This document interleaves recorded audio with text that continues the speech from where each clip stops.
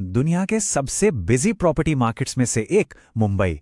यहां इन दिनों एक अजीब सी खामोशी छाई हुई है।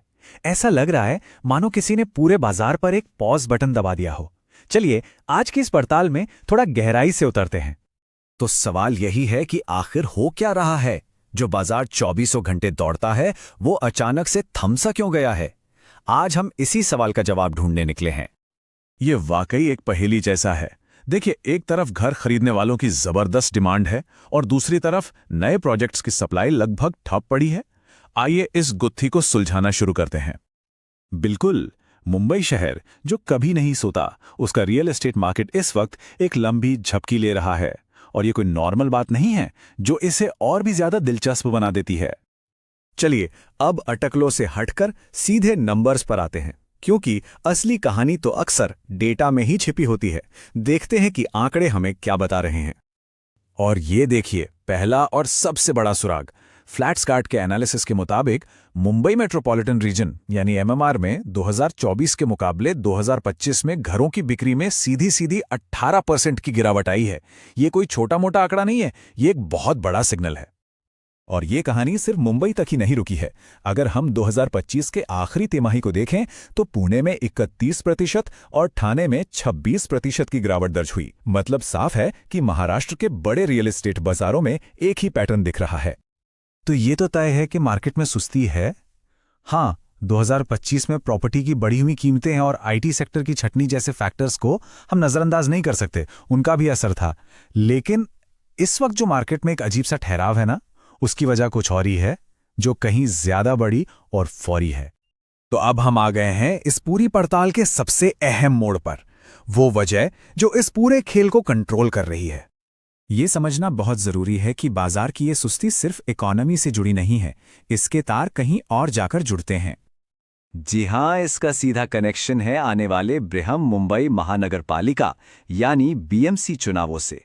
शहर का सबसे बड़ा इलेक्शन रियल एस्टेट बाजार पर सीधा असर डाल रहा है। तो इस पॉलिटिकल कनेक्शन का डेवलपर्स और मार्केट के लिए असल में मतलब क्या है? चलिए इसे जरा आसान भाषा में समझते हैं।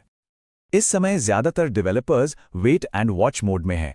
इसका मतलब यह है कि उनके पास प्रोजेक्ट्स शुरू करने के लिए सारे अप्रूवल तैयार हैं, लेकिन वो जानबूझकर रुके हुए हैं। इसे ऐसे समझिए कि जैसे किसी बांध के पीछे बहुत सारा पानी जमा हो गया हो। डेवलपर्स बस 16 जनवरी का इंतजार कर रहे हैं, जब चुनावी नतीजे आएंगे और पॉलिटिकल सीन क्लियर होगा। उसके बाद ही वो अपने प्रोजेक्ट्स का गेट खोलेंगे। तो अब सवाल यह है कि आगे क्या होने वाला है, और सबसे जरूरी बात, घर खरीदने वालों के लिए इस पूरी सिचुएशन का क्या मतलब है। देखिए, आगे का रास्ता इस टाइमलाइन में बिल्कुल साफ दिख रहा है। 16 जनवरी को जैसे ही नतीजे आएंगे, डेवलपर्स को ग्रीन सिग्नल मिल जाएगा और फिर असली एक्शन शुरू होगा मार्च के महीने में, गुड़ी पड़वा के शुभ मौके पर, जब मार्केट में नए प्रोजेक्ट्स की बाढ़ आने की पूरी उम्मीद है। और इस उम्मीद को हमारे फ्लैट्सकार्ट का एक्सपर्ट एनालिसिस भी कंफर्म करता है। हमारा मानना है कि फाइनेंशियल ईयर की आखिरी तिमाही यानी जनवरी से मार्च का वक्त नए लॉन्चेस के लिए बहुत ज्यादा बिजी रहने वाला है। तो घर खरीदारों के लिए सबसे काम की बात यही है। अभी यानी चुनाव से पहले मार्केट में ऑप्शंस कम हैं और कीमतों पर दबाव बना हुआ है। लेकिन चुनाव के बाद तस्वीर पूरी तरह बदल सकती है।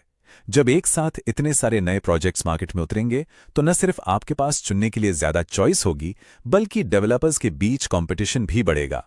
और इसका सीधा मतलब है बेहतर डील्स की संभावना। तो सबसे बड़ा सवाल यही उठता है कि जब सप्लाई का ये रुका हुआ बांध टूटेगा तो क्या साल 2026 वाकई मुंबई के होम बायर्स का साल साबित होगा? क्या बाजार की कमान खरीदारों के हाथ में आने वाली है? इस बारे में आपकी क्या राय है, हमें कमेंट्स में जरूर बताइएगा। और अगर आपको ये जानकारी दिलचस्प लगी हो तो रियल एस्टेट की ऐसी ही और गहरी पड़ताल के लिए फ्लैट्सकार्ट को लाइक, शेयर और सब्सक्राइब करना मत भूलिएगा।